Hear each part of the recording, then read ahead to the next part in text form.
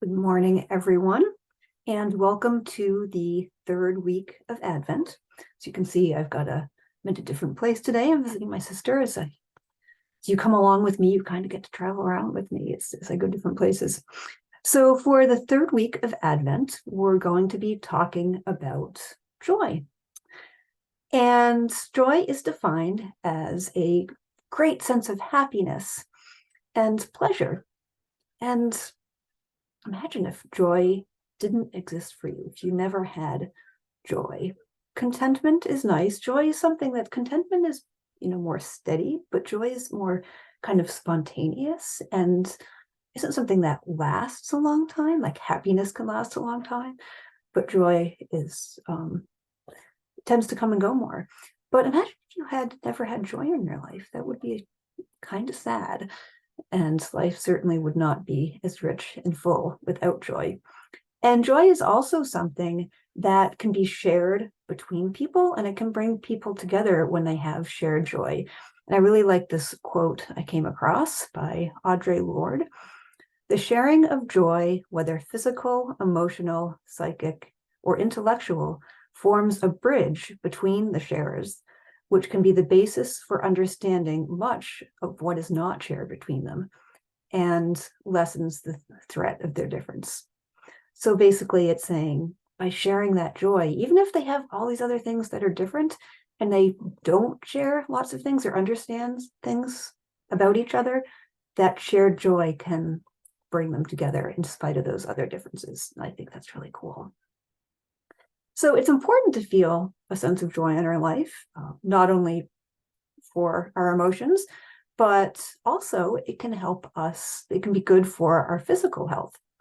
Studies show that joyful people have less chance of having a heart attack, maintain a healthier blood pressure, and tend to have lower cholesterol. And there's research to prove that joy boosts our immune system, so we're less likely to get sick, can fight stress and pain, and it improves our chance of living a longer life. So it's kind of important, and it just makes you feel good, right? So I'm going to share a story with you that occurred. It's happened in Haiti, and it's called Clowning for Joy in Haiti.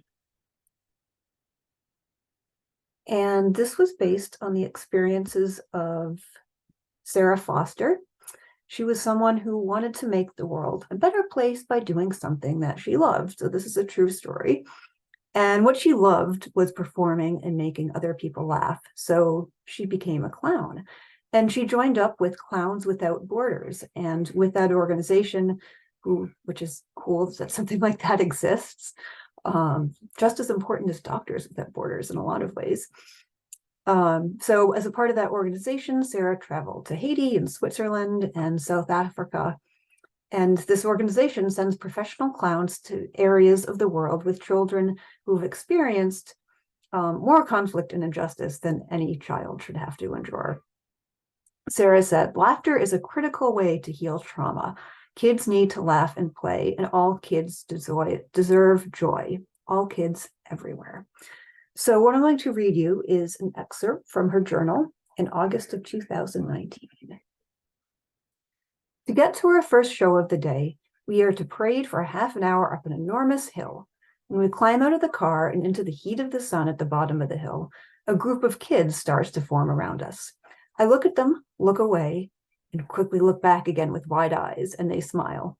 I do it again, and they laugh. I walk with a funny walk around to the back of the car, and the women across the street laugh.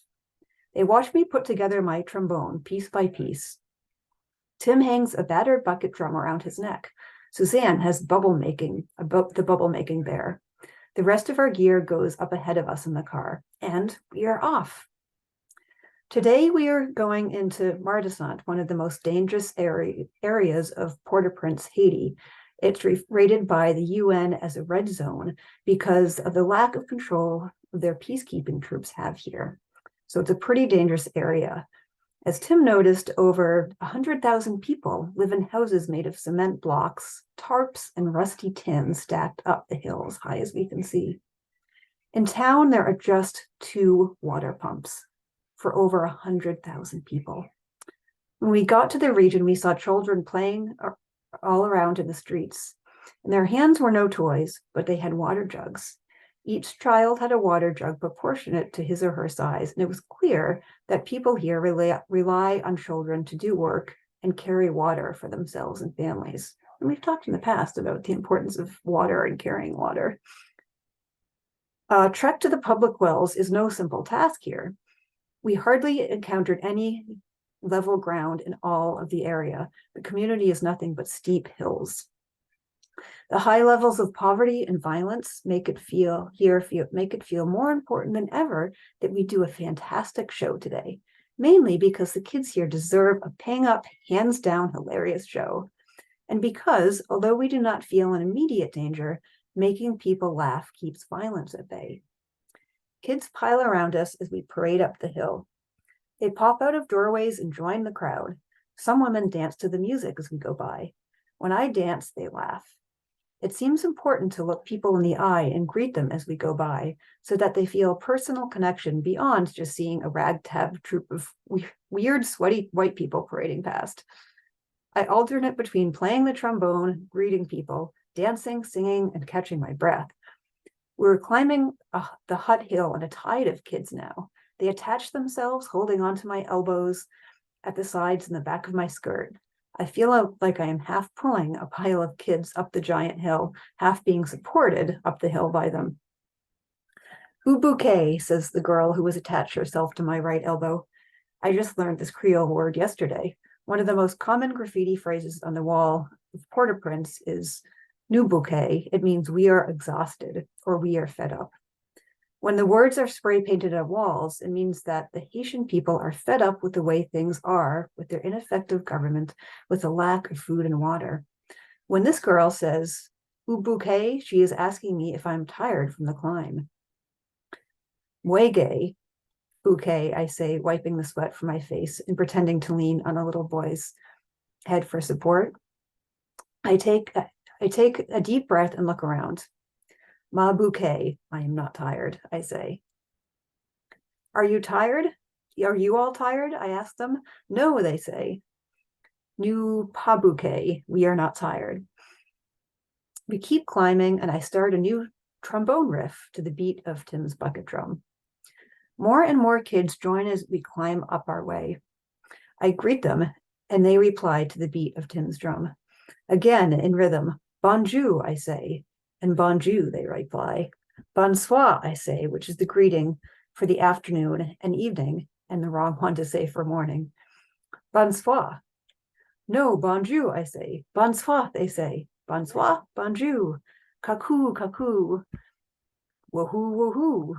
We continue this absurd call and response chant for a while, then more music and more dancing, all the while climbing. One of the brightest rays of hope that I see in this country where so much is wrong is the way that people are so ready to laugh and play. So often the joy is there, right under the surface. The smallest hint of a game becomes a massive game. 3 clowns and a bucket and bubbles and a trombone becomes a parade. Women dance in the street. Maybe a lot of people in Haiti are bouquet, all fed up, a lot of the time. But right now, we are on our way up a hill to a show, and despite all odds, we are not fed up at all.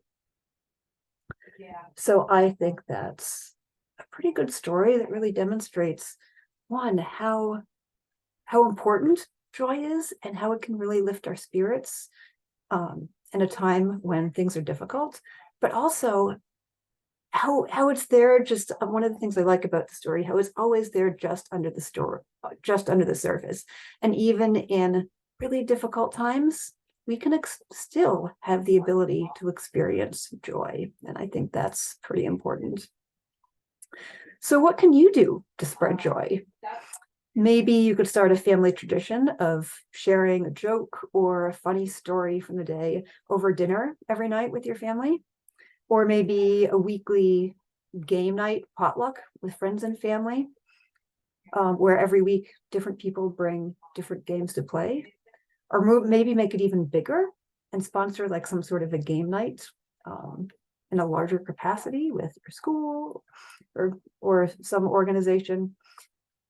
But I think the important thing to remember here is that you can spread joy. You can be an ambassador for joy yourself to help spread it and help others feel joy, and be an ambassador for joy and laughter and play. And I think all of us have the ability to be that kind of an ambassador. So I want to end with Beethoven's Ode to Joy. It's a very well-known choral piece that Beethoven composed. And there is a version of it on YouTube of this majestical classical piece that is performed by Beaker from the Muppets. And it is hysterical. It's not very long. It's not the whole Ode to Joy. And it's really actually pretty well done. And like the harmonies are really good. And so I will include the link in the details in the YouTube description and in the comments on the Facebook post. And I highly suggest you go check it out because it's pretty fun. So have a great week, and I will see you for the final week of Advent next time.